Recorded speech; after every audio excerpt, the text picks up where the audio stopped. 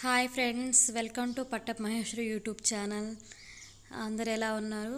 ఇదైతే కాకరకాయ కూర అండి. ఇలా చేసి చూడండి ఒకసారి, అయితే మళ్ళీ మళ్ళీ తినాలనిపిస్తుంది అండి. కాకరకాయ అయితే మొత్తం క్లీన్గా, కొంచెం కూడా పైన మొత్తం ఉండకుండా క్లీన్ చేసుకోండి. తర్వాత ఒక కాయని 2 పీసెస్గా కట్ చేసుకొని సెంటర్లో కోసుకొని, మనం బజ్జీ మిరపకాయ అయితే ఎలా పెట్టుకుంటామో అలా సెంటర్లో కోసుకొని, కొద్దిగా పసుపు, సాల్ట్, వాటర్ వేసేసి ఒక 1/2 అవర్ నానబెట్టండి. వాటర్లో చేదు మొత్తం పోతుంది, మొత్తం నీట్గా ఉంటుందండి.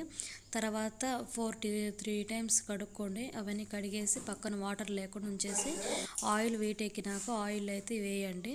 వేసినాక బాగా గోల్డ్ కలర్ వచ్చేదాకా బాగా ఫ్రై చేసుకోవాలండి.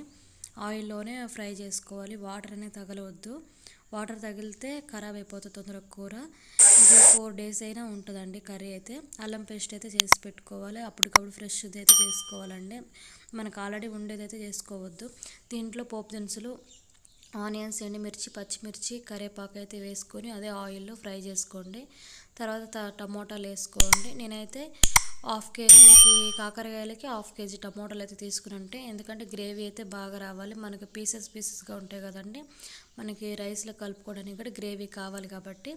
తర్వాత టమోటాలు వేసినాక కొంచెం మగ్గిన తర్వాత పసుపు యాడ్ చేసుకోండి, సాల్ట్ అవి వేసేసుకొని మెత్తగా కలుపుకొని, తర్వాత ఈ మనం గ్రైండ్ చేసి పెట్టుకుని అల్లం పేస్ట్ కూడా దాంట్లో వేసేసుకోండి.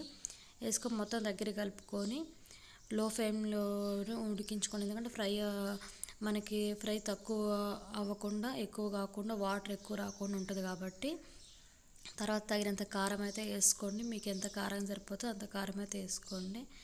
మేమైతే కారం ఎక్కువ తింటాం కాబట్టి కారం వేసుకుంటాం. పచ్చిమిర్చి, ఎండుమిర్చి కూడా వేస్తానండి నేనైతే. అలాగే మొత్తం ఒక చుక్క వాటర్ ఇప్పుడే కలుపుకోకుండా, తర్వాత మనం ఫ్రై చేసి పెట్టుకున్న కాకరకాయ పీసులు అయితే దాంట్లో వేసుకోండి. బాగా గోల్డ్ కలర్ వచ్చే వరకు మొత్తం చేదంతా పోతుందండి.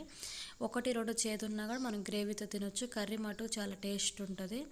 మొత్తం కలుపుకొని అడుగు మాడకుండా చూసుకుంటూ కలుపుకొని, దానికి 1 టీ గ్లాస్ నిండా వాటర్ అయితే యాడ్ చేసుకోండి. మరీ ఎక్కువ పోయొద్దు వాటర్ అయితే. యాడ్ చేసుకున్న తర్వాత మూత పెట్టేసేసుకొని ఒక 1/2 అవర్ లో ఫ్లేమ్లో ఉడికించుకోండి. లో ఫ్లేమ్లో ఉడికిన తర్వాత కొత్తిమీర, ధనియాల పొడి అయితే యాడ్ చేసుకొని దాంట్లో మొత్తం మిక్సింగ్ చేసుకోండి. చేసుకున్న తర్వాత కర్రీ మటుకు